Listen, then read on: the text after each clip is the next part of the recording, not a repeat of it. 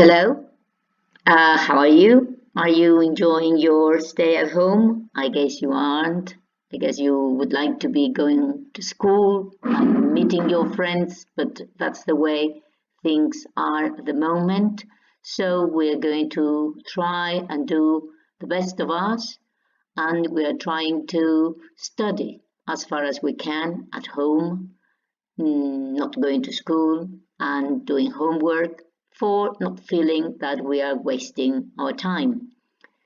Uh, we are going to study Unit 6, Topic 6, in which we're going to speak about how cities developed in Europe from the 12th century, what we call high, late, low Middle Ages and high Middle Ages, and how that growth of cities brought a new social class, the bourgeoisie, and all the changes that took place in medieval society, which was leaving the feudal system and starting a new one.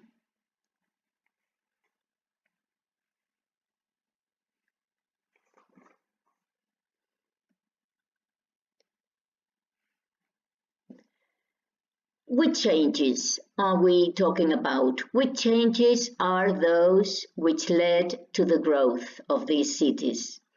Well, the first thing is the improvement in agriculture.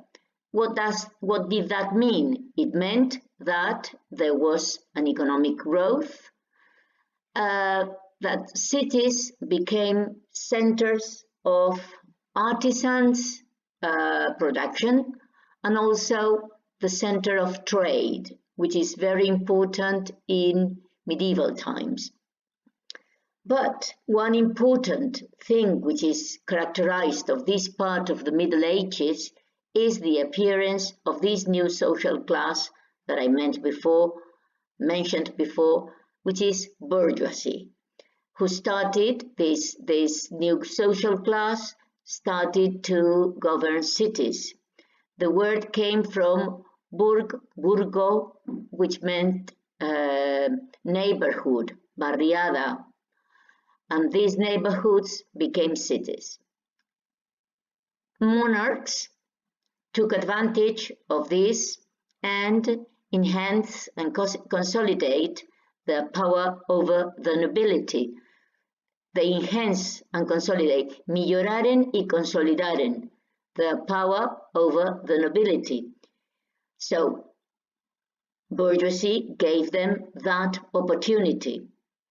And at the end, at the last part of the High Middle Ages, from mid-14th century, there was a decline in this economic and social growth because of wars, because of famine, and mainly because of the Black Death, with the terrible consequences that it had for the life of people in Europe.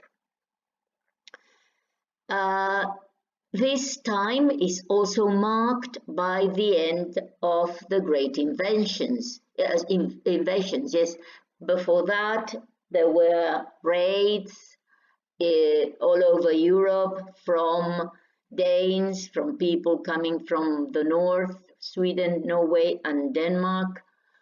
But at the end of the 11th century, these Norman invasions ended, and there was a conquest of England and France. And another important aspect that took place in this time was what it was called the Truce of God, which meant la tregua de Dios. This was an agreement to maintain the peace. After a period of wars, they needed a period of peace, so people and goods could go from one place to other all around Western Europe. There is one of the main factors which enhanced social and economic people's lives was agricultural growth. There were new technical innovations, and that meant that productivity increased. There were more goods which could be sold, which could be exchanged. There were new cultivation methods, and the most important one was the rotation, which meant that they left 1/3 of the fields of the land, they left it fallow in guaret and barbecho, which meant that they didn't grow any kind of product on that part of land. They only grew cereals, vegetables, whatever they wanted on the other two parts, and they rotate, changing the piece of land which would not be cultivated. So every 3 years, one piece of land would rest fallow and barbecho. They also started to use fertilizers. And what did they use for fertilize the land? They used manure, estiércol, which was easy to get, and it really improved the products that they obtained from their land. They started to use new farming tools, the plow, which made deeper furrows. Consequently, they could grow seeds in a better way. And later on, they used horses to plow easily the land. So the peasants' work wasn't so hard because of the use of horses. They also introduced windmills and water mills to grind cereals in an easy way, easier than before. So with all these things, all these innovations led to a surplus, to have an excedent, to have more food than they could consume. And that food, those goods were sold, and consequently they had a better standard of life. The consequence of that, if population is better fed, and if they have even extra food that they can exchange for other products, their life goes better, and consequently there is a growth in population. This increase in production meant what I've said, a better diet, a healthier diet, so they became healthier. Demography also experienced this growth, and in 2 centuries, the population of Europe increased 30 million more inhabitants. This had another consequence, and that consequence was that they needed new land. More people, more land was required. So peasants had to resettle old abandoned land. They had to clean new plots of land for their crops. So there was even more production. This sort of situation also benefited abbeys and castles, the privileged class. They also were benefited from trade, from the exchange of goods that they could have. This also led to another consequence, and this was the appearance of new neighborhoods, burgs, what I've said at the beginning, the new neighborhoods, les noves barriades, els nous barris, were called burgs. and they were like small cities or towns which were self-governing. And another consequence of all this, or another situation that we have to take into account, is that the Crusades, we will explain what they are later on, reopened the trade with Eastern Mediterranean territories. So as they did that, they also imported new products to the West. So there was an exchange of trade between the East and the West, creating important routes like the Silk Route, for instance. What were the Crusades? Les Croades. After the Turks occupied the Holy Land, Jerusalem, the Pope Urban II called on Christians to liberate this land. And what did they give them in exchange? He gave them in exchange the promise of salvation. Those who went on the Crusades got salvation for their souls and forgiveness. So these campaigns, which were called Crusades, Les Croades, Las Cruzadas, because it was a Christian campaign, and consequently the cross is the symbol of Christians. These crusades, I was saying, took place between the 11th and the 13th centuries, and many people traveled to the Middle East, to what nowadays is Israel, Jordania,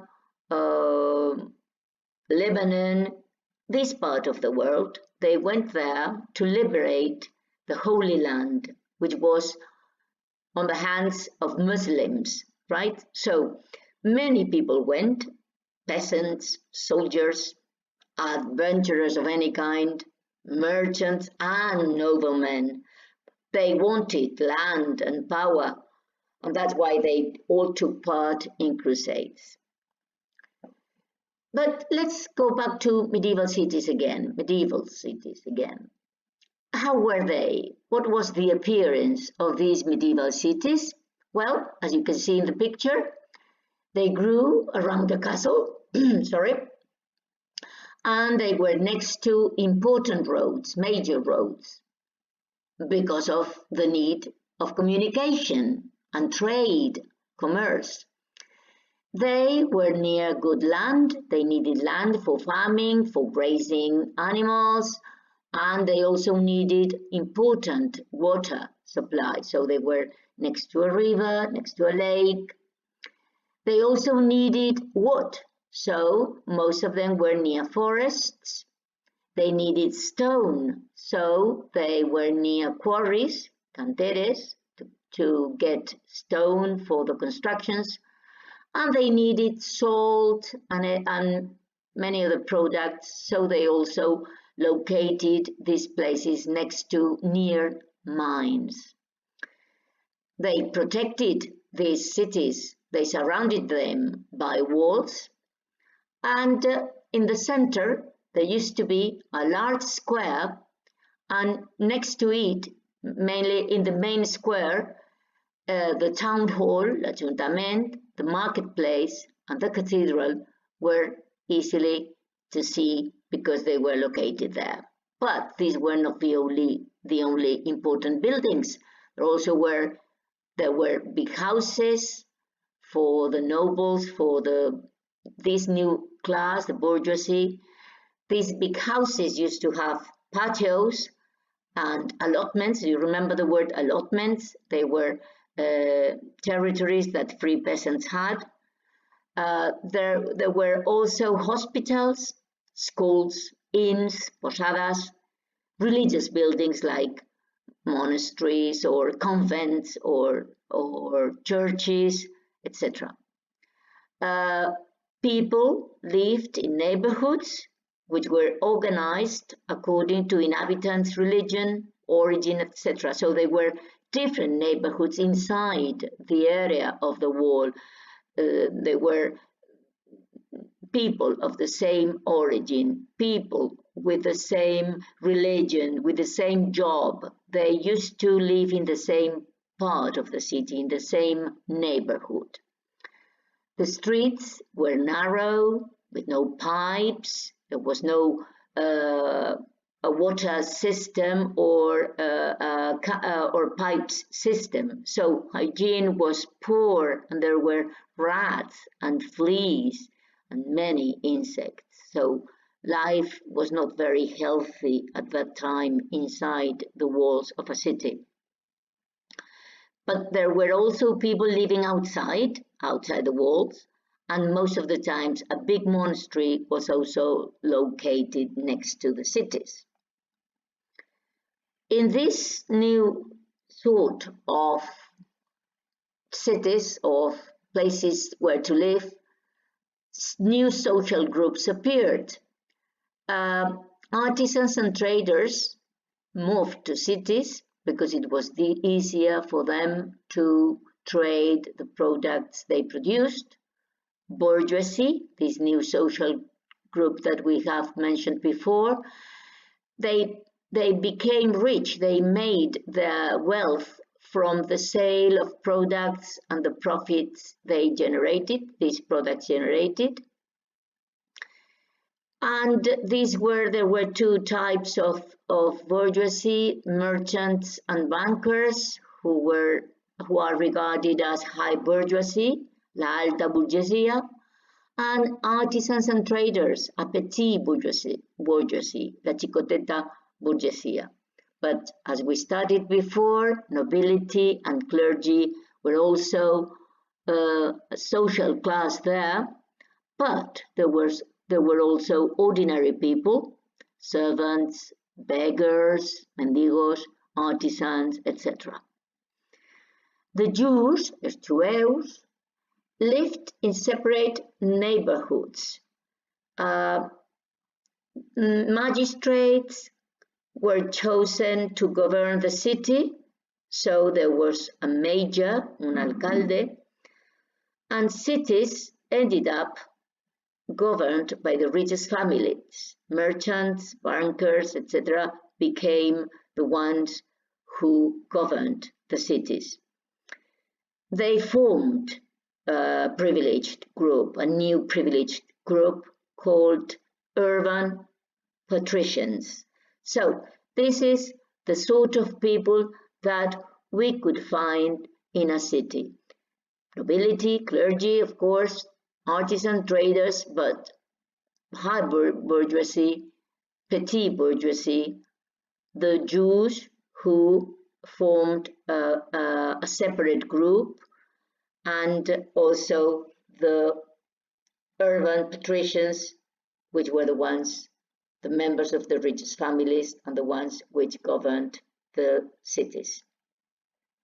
The Jews came from Palestine. They left it in the year 135 after death, Annus Domini, després de la mort de Crist, de la nostra era. They were expelled from there, and the dominance of Christianity in medieval Europe meant that they weren't free to stay or settle wherever they wanted. They were persecuted, they were expelled from different places. And it is true that there was sometimes periods in which there was tolerance, they were tolerated, but they were expelled many times. They were as artisans. They also worked in the trade, in the medicine, science, in banking, and they were made to wear clothes which distinguished them from Christians, and as we said before, they lived in separate quarters, en barriades separadas. In the peninsula, the Iberian Peninsula, they paid taxes, but they could own their own property. and they could practice their religion freely. That didn't happen everywhere. Sometimes in other parts of Europe, they weren't allowed to practice their religion freely. If we have a mental map of Middle Ages, of cities in the Middle Ages, markets play an important role. They were the center of exchange of products. People bought and sold products in markets. There were also artisans. We've mentioned these artisans before. They started their training. They started to learn their job as apprentices, and after several years of work, they became artisans. Artisans belonged to a group. They were members of a group of people with the same job, and this was called guild, un gremio. But to become a member of the guild, you had certain obligations. You needed permission to work and put price of the products they made. They worked the same hours, all of them. They used the same tools, and the guild controlled the quality of the products that they made. So it was important that this group was organized, because it was the origin of many sort of societies in future times. But this commercial expansion that we can see in medieval, high medieval times, had another important feature, and that was fairs, les fires. Una fira de vendre productes, un mercat a l'aire lliure. There were some great fairs in Europe, and there used to be places where traders met and where large amounts of products were sold. There were laws to protect merchants, and if land trade was important, maritime trade was even more important, because that's the time they started to build faster ships, and consequently they realized that maritime trade was faster. So there were new commercial sea routes. There was one in the Mediterranean, in which they export textiles and import tools. There was the Atlantic or the Baltic routes, and they exchanged furs, wood, wine, etc. So fairs as markets were important places for exchange of products.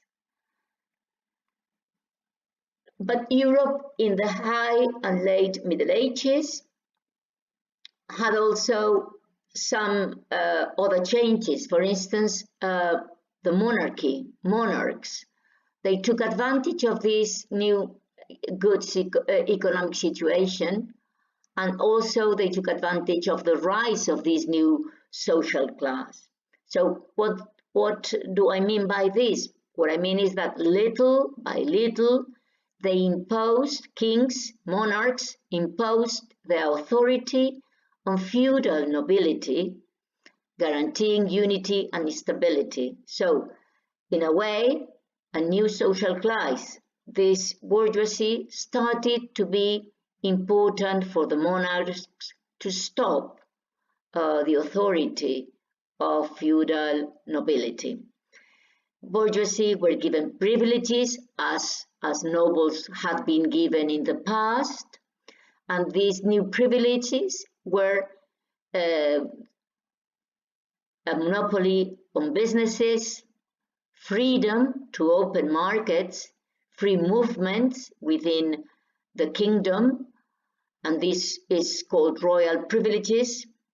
And in exchange, like it used to happen in feudal times, this bourgeoisie, had to give money to the kings so that they could have economic resources. They became their economic resources, los seus recursos económicos. So, in a way, it's a situation which is repeated because in the past it was the new way to control territory,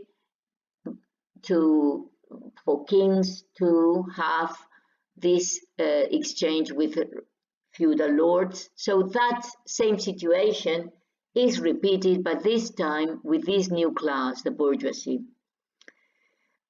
The representatives of the bourgeoisie started to attend official meetings. So do you remember that we studied that the privileged classes, clergy and nobles, assess monarchs, helped monarchs in their decisions, right?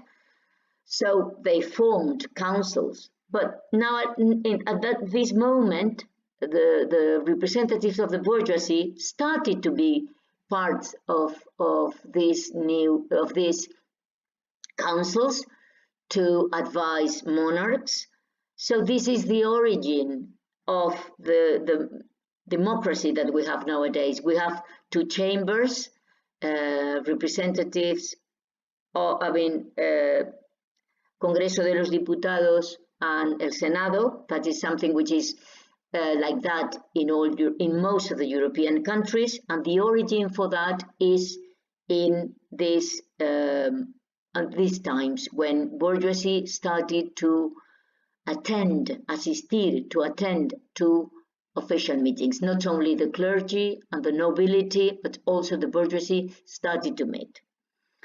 And this was called Cortes. But at the end, in the 14th century, there started to be a crisis. All this new system started to break because of different situations that we're going to mention.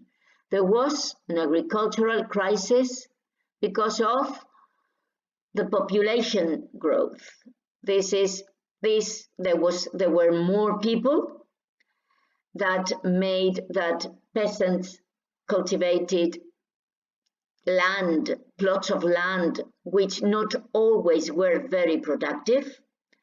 There was a climate change as well, leading to bad harvest, males collites, and consequently that decline in production brought famine, hambruna. In the middle of the 14th century, a new thing happened, and that was the Black Death. The Black Death is the popular name for a pandemic, a very terrible and devastating pandemic, which caused millions of deaths in Europe. I will talk about it later on. But there were also wars between the different monarchies in Europe. And so all this brought that there was a generalized crisis of the feudal system at the beginning of the modern period. But what is the Black Death? Can you see the picture? Can you see that the people lying are all have some bubons are called on their skin, and that's why the Black Death is also so called in Spanish peste bubónica, because that was one of the things that people who were ill got, this sort of inflammation of their skin. It began in Europe, as I said, in the middle of the 14th century. The year is 1348.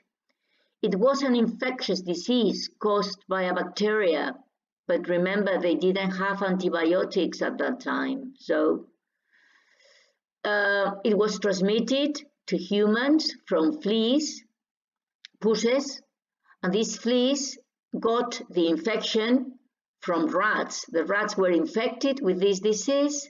The fleas which were on the rats jumped to humans and transmitted the disease. The plague infected people who developed high fever, breathing and circulatory problems.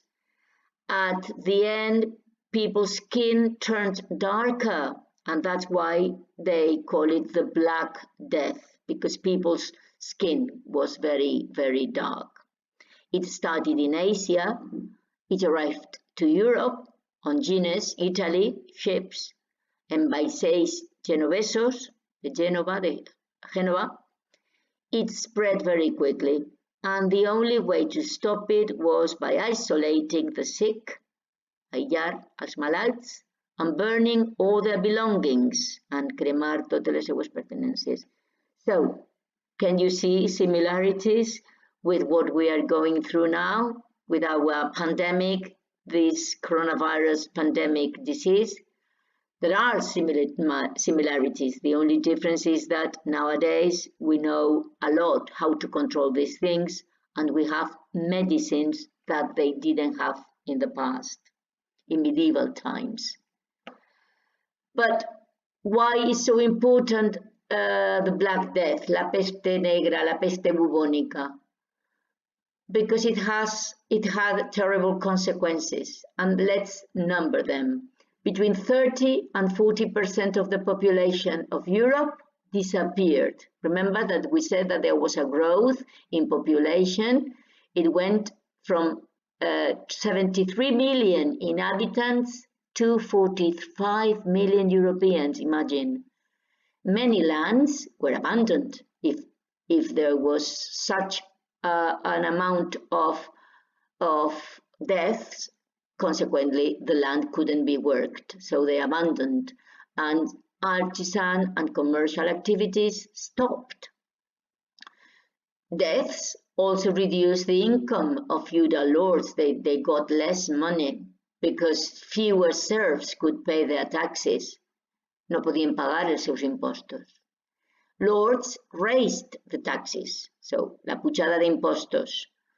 They raised the taxes of those who had survived, but that brought another problem. Peasants, tired of famine, of endless famine, of war, epidemics, rebelled violently against the lords. But ordinary people living in cities also rebelled against urban patricians because they didn't have any work or money. So the epidemic was seen as a divine punishment, un càstig diví, for the sins of people and the corruption of the church.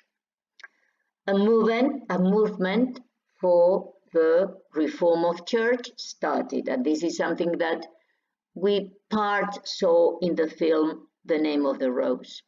So this is all what I have to tell you for now. I hope you enjoy your work.